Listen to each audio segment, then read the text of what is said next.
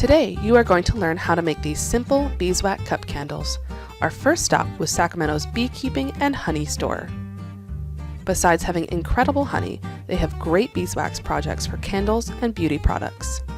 Today's project will require 1 bag of beeswax beads and 1 package of candle wicks to fit your cup with a little extra length for hanging.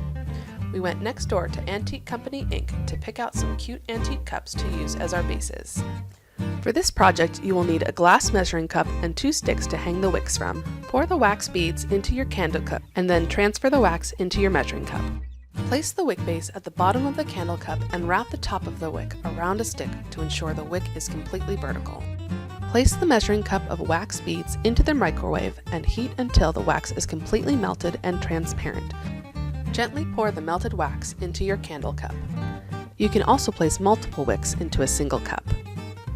Let the wax cool completely and then cut the wicks so that only about 1/2 inch is showing above the wax. Now you have homemade portable candles whenever you need them.